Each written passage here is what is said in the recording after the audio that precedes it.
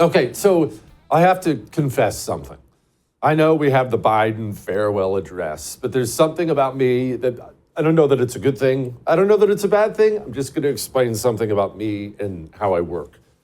You haven't seen us do a lot of death tributes on the show, meaning when a famous person of some kind dies, a politician, we just lost Jimmy Carter recently, or a musician or things like that. You don't generally see us do a lot of, oh, it's a sad, sad day. Oh, pray for Jimmy Carter's family. And I'm going to explain why.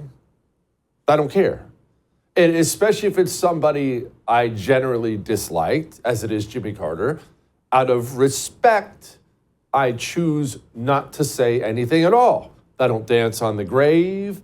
I don't celebrate the loss, but I also don't pretend like I'm heartbroken over the whole thing. I just kind of move along.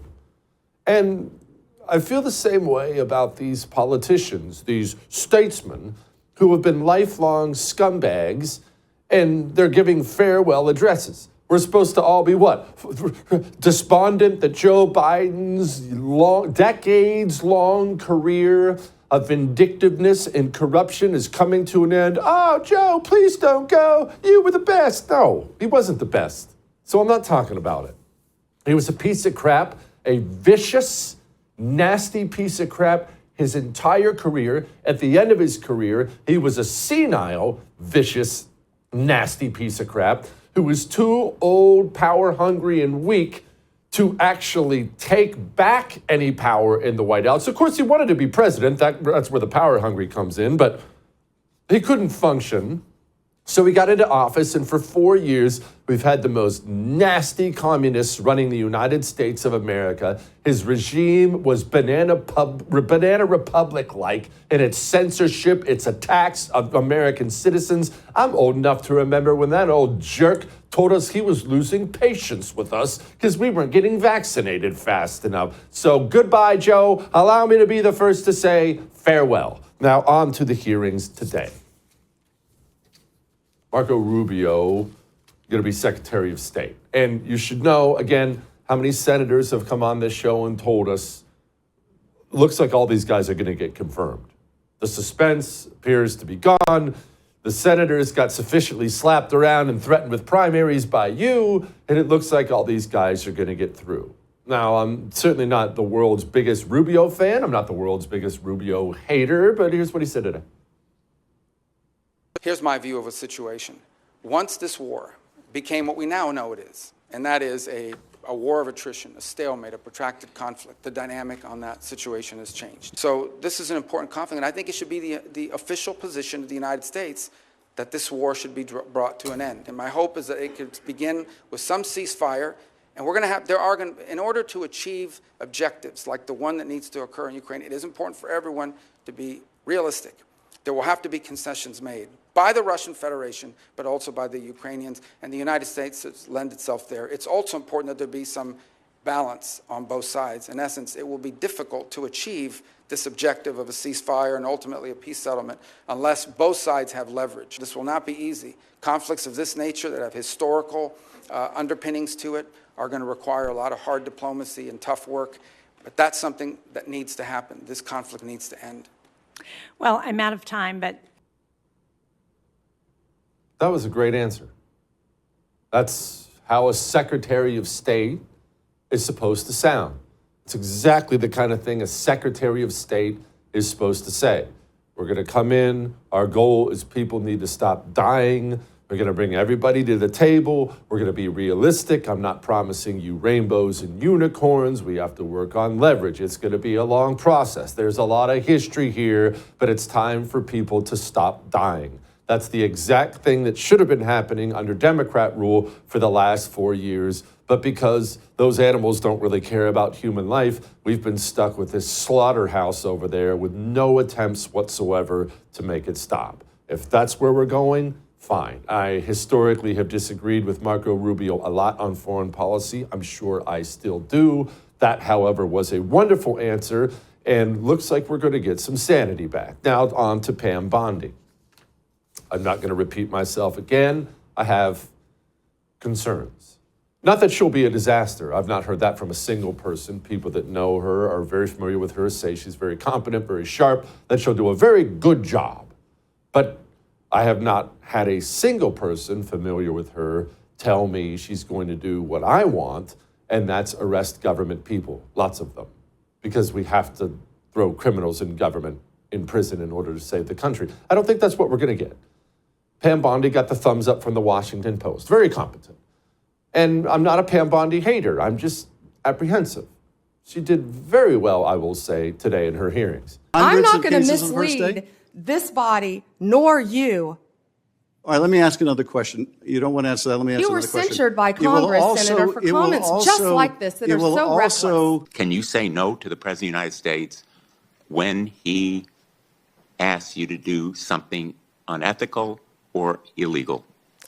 Senator, first, I need to clarify something that you said, that I have to sit up here and say these things. No, I don't. I sit up here and speak the truth. I'm not going to sit up here and say anything that I need to say to get confirmed by this body. It would not be appropriate for a prosecutor to start with a name and look for a crime. It's a prosecutor's job to start with a crime and look for a name, correct? Senator, I think that is the whole problem with the weaponization that we have seen the last 4 years and what's been happening to Donald Trump. They targeted Donald Trump. That you as Attorney General should investigate one of his perceived political enemies. Would you do so? Senator Hirono, I wish you had met with me. Had you met with me, we could have discussed many things and gotten to know. I am listening to you now. Could you respond to the question? Yeah, you were the only one who refused to meet with me, Senator. Pretty good. Didn't back off. Composed herself. She was really good today. She's going to get confirmed. And from here on out, we will see what she does. Now, there are things that you and I have to do going forward.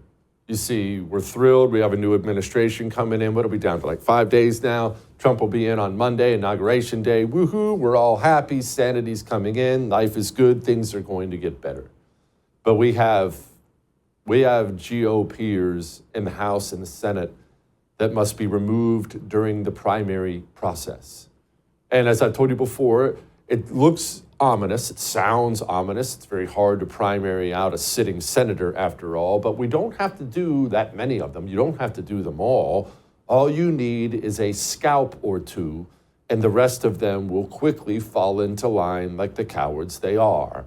And scalp numero uno on my list is one John Cornyn from the great state of Texas. He is up for a primary in 2026. He is facing a potential juggernaut of a primary challenger, Ken Paxton, current AG of the state of Texas.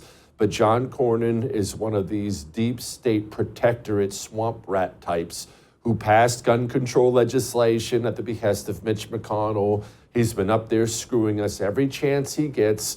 Will the GOP primary voter in Texas remember little tidbits like this from today when he goes to vote next year? Section 702 of the Foreign Intelligence Surveillance Act.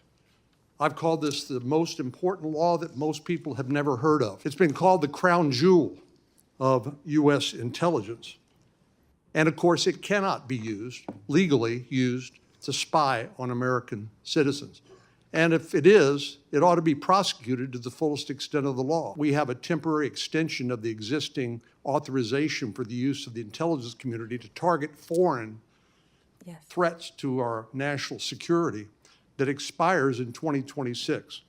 And I'd like you just to confirm here on the record that you will enforce that law and you can support the law as it is written. Senator, I haven't read the entire 702 in front of you, but I will commit to reading that and doing everything I can to keep America safe again. Okay. Setting aside her non-committal answer, that's kind of how she asked to answer that question. Why would a senator, a GOP senator, talk so lovingly about FISA. We know, of course, it's been used on American citizens. That's not even up for debate. Even John Cornyn isn't that stupid. We know it. You know it. I know it. John Cornyn, I promise you, knows it. So he could have just remained silent. Why bring it up at all? Why speak so lovingly about it? Well, let me tell you what I suspect. It's just what I suspect. You see, it's one thing to be an old school type, no, spy on everyone all the time, catch those terrorists.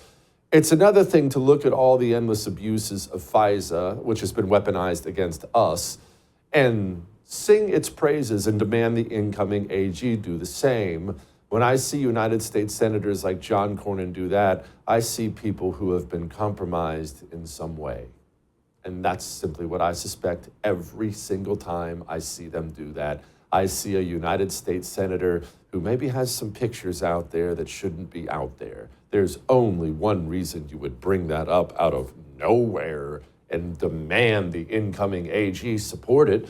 I mean, James, speaking of primary targets, numero dos on my list is Senator Naked Kendall Langford from the great state of Oklahoma. Should have been primaried years ago. He wanted to talk to the incoming CIA director about it. World, what is your position on 702 authority? Sometimes more than half of the actionable foreign intelligence that we provide to the president as the policymaker to act as commander-in-chief comes from FISA-derived or 702-derived action. I will say I have supported FISA in that regard, but I've also, as I outlined earlier, understand that it is an important, indispensable tool, but one that can be abused, right, and that we must do everything we can to make sure that it has the appropriate safeguards, because it can't come at the sacrifice of Americans' civil liberties. So I have supported those reforms and called out those abuses when they have taken place. The safeguards for the FISA court are already in place. It's the FISA court. It's the FISA judge who's supposed to sign off on it. When the FBI comes with a file and they want FISA authorization, the judges approve it over 98% of the time. Did you know that? There are no safeguards in place. Of course, Ratcliffe knows that. Langford knows that as well. But again, I come back to just a suspicion. I don't know anything, just a suspicion. Every time I see a GOPer in Washington wrap his arms around FISA and give it a big sloppy kiss, I automatically assume there are pictures of you with midgets out there. I'm sorry, that's the way it works in DC. There's no other reason you'd still be singing its praises. Now, one final word on Ratcliffe. I thought he did pretty well here. In 2020, when a chairman of an intelligence committee misrepresented that a laptop owned by then candidate Biden's son was somehow a Russian intelligence operation, and 51 former intelligence officials used the imprimatur of IC authority to go along with that, I stood in the breach. I stood alone and told the American people the truth about that. You did, and I'm hopeful we'll see what he can get done. All that may have made you uncomfortable, but I am right. I would thank you for coming to my YouTube channel, but I know how brilliant it is, and I know you love it here. So subscribe and watch. We're going to start really ramping things up and putting some funny stuff, some interesting stuff out there, some collaborations. Either way, my YouTube channel is officially the place to be. So stick around.